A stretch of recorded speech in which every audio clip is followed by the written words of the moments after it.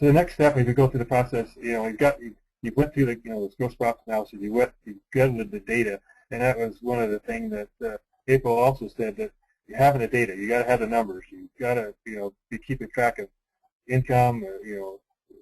She went out and talked to some of their clients to get an idea of what they how much volume they wanted, so they get an idea of projected income. And you've done that, and you've got some estimates of what's it's going to cost. You've got those enterprise worksheets, and you've got those put together. Now you can pull that information over into a full-blown plan. And we talked about how do you create that, creating that profit, plan that profit. And a lot of people say this is 30 to 40% profit. You're figuring 75% with 75% income, and you want to, that's your total income, and you say you want to have your profit at $30,000 for the year. And people say that's awful high. How do you that really limits what you're makes it really challenging. And you want to make that, when you plan that profit, you want to make it challenging but not disheartening. And that is one of the major challenges with doing this, is not to get too frustrated, too frustrated with trying to set that profit level. Set it at a reasonable level. And April talked about that as well. If you went into the year and you made only $20,000 for that business, is that enough to make it worthwhile for spending your whole year on doing that? And maybe it's maybe you need income of $30,000 to $40,000 to make it feel a profit that you're going to pay yourself, that would make it more of a viable enterprise or a viable business for you. So it's critical that you set that profit level. And again, as I said, yes. Can I jump in, Craig? Certainly. I was just going to say, just as a point of reference, we've done the holistic financial planning for about 4 years now, and the first year we set a goal of about 20% profit, which was a lot lower than we would have liked, but we've built on that over time to get up to that 30% range. So like Craig said, it's important not to get disheartened. It's important to challenge yourself, but also set something realistic, and then use your own internal guide to decide, well, is it worth it? If I am going to end up with this, regardless of whether it's 20% or 40% profit, if at the end of the year I'm going to end up with this dollar amount for the year of my life, is that really worth it? And we've seen that grow over time. So that's been something where it is a big challenge to start to think you're going to get 30 to 40%, but it's not unattainable if you just stay at it over a couple of years and really implement some of these important concepts. Yeah, that's very true, April, and that's where I started out with my event station business. I just start out with making the 30 to 40% profit, because it takes time to grow it. Especially starting a new business, takes time to grow it. But you set a profit level, and over time you get that to a level where you want it to be. And it does take time to do that. And if you do have debt, you have debt service. One of the things you can do is to make it not so don't make it disheartening. If you take out that debt service first, and then you allocate money for profit. What's left. This example, there's income of $100,000, $20,000 debt. So you have $80,000, and you're going to get 50%. They're setting a 50% profit level there. So they're allocating 40 to profit and 40 to expenses. So you take out that debt service first, so it doesn't make it as challenging or disheartening as it could be if you left that and allocated that to expenses as well. And what is all? Now, if you set that profit, what is? Oh, go ahead. Oh, sorry, Craig. I was just going to say we call that our unavoidable expenses. The ones that are just absolutely unavoidable. You're going to have to pay. The mortgage, the taxes. We do take those out before we set our profit. But that's what I think you're saying is the debt expense, the same kind of concept, right? Right. Exactly. Same setup. You take that out so that it's not. It makes it more realistic to do that, because it has to be paid. Yeah, you can't really have much flexibility in that. Then what does that profit mean to you? I mean, there's a number of things, and this goes back to your holistic context. And you know, financial security, you're setting aside money for retirement, you're using that dollars to be your capital assets for the beginning of your startup cash, then have to do an operating loan, you're taking time for a vacation, you're doing it for, you know, after charity or whatever it is that's important to you. That's what you use that profit for. Instead of letting expenses eat that profit up, you decide how you want to allocate it versus letting those that tendency for those expenses to eat away at that profit. In the end, that's what your holistic context is. And this is kind of one of the things. As soon as they flash that up, you know, people look at that and they usually almost immediately you're going to fill in that blank space. And what your mind wants to do is to fill in that.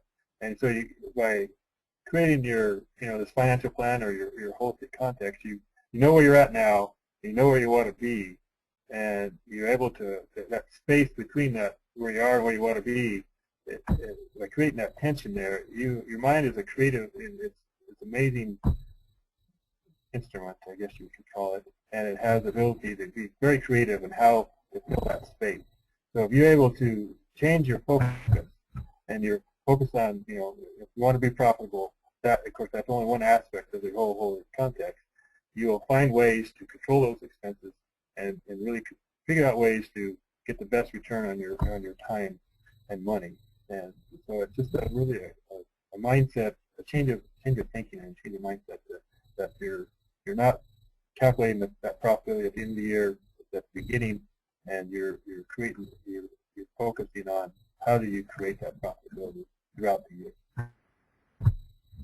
And one way to do that, and the question that we related earlier was, is you're planning your expenses. You're categorizing those expenses into 3 different areas. One is the wealth generating expenses, the other one is maintenance, and the third one is inescapable.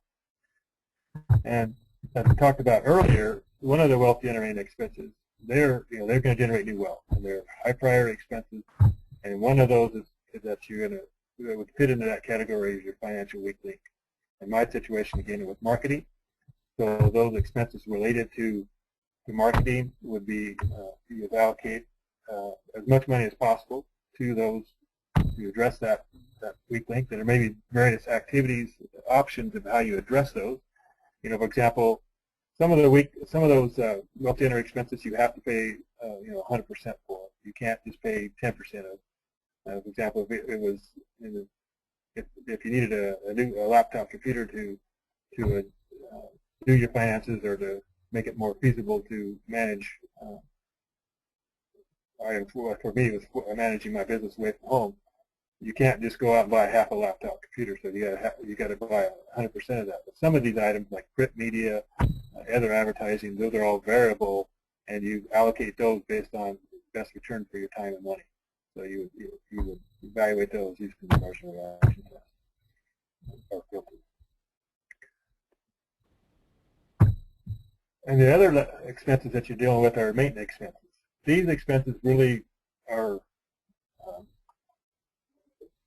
help maintain your current level of income. It'll be food, fuel, and mortgage. I mean, a lot of people think that. Well, a lot of times I stick mortgage in more of the maintenance expense. It's an item that you do have to pay, but there are options that you can change that mortgage. I mean, they're depending on what, of course, the interest rates are doing, what's happening there. But there is some options there that you can change some of the flexibility in changing that. It's not 100%. You have to pay it, but the amount you pay can be potentially could be flexible depending on if you could refinance or there's other options. But anyway, you'd want to focusing on these are the expenses you really want to focus in on and brainstorm ways to cut expenses. You know, go back to it. But this is, looking at, for example, fuel. If you're looking at kind of ways to cut fuel, maybe you only go into town once a week to do grocery shopping, or food items. Okay, we're gonna if we do eat out, we're gonna do it maybe only once a week, or maybe every other week, or on special occasions. So there's ways to cut those expenses, and you can be creative about doing that. And these, again, this is the area you're probably going to cut most of your expenses from, because these are, again, are there's some of these that are not essential, and you probably could cut them more than you think you probably can. Just because people get used to spending a certain amount of money on these expenses, and that's another area you can use the brainstorming to think about how to cut those expenses. And again, there's a few inescapable expenses. These are ones that you're morally obligated to pay. You gotta pay your taxes. You gotta pay. You gotta have a loan from your parents. Or there's some of these but there's very few of these that are majority of expenses we have, Julie and I have, are maintenance expenses, and they can be modified or adjusted. But you don't want to cut them so much that you're having an impact on your current level of income. And then the next thing is you got to finalize all these numbers. You've got all these numbers, and you kind of pull it all together, and then you got your income, you got your planned profits, you got your expenses, and you're pulling all these numbers together at the end and find out, okay, did you reach that goal, your objective of 30% profit, making $30,000 a year? Did you reach that? If you didn't, then you need to go back into the plan, look at areas of, can you cut more expenses out of those maintenance expenses? Can you look at those wealth generating expenses and figure out ways to maybe reallocate those in a manner that would help you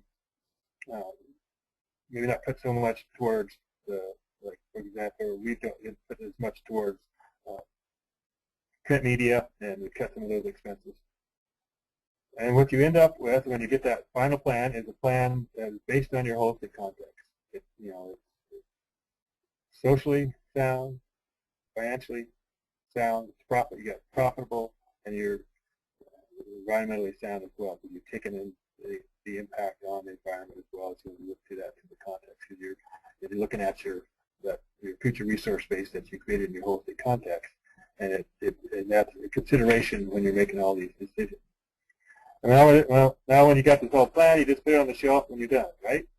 Well, no. That's the key, is being a successful, got all this work done, all this plan done, you got it complete, and you got all these numbers, and next the key is you got to fall back on your feedback loop. You've got to get your monitoring in place. You got to monitor that plan in order for it to be successful. And you got your plan, like I said, you got the plan, you got to monitor it, and you got to, okay, if you vary from that, your plan deviates from that, you got to take control, and if necessary, you got to replan if necessary.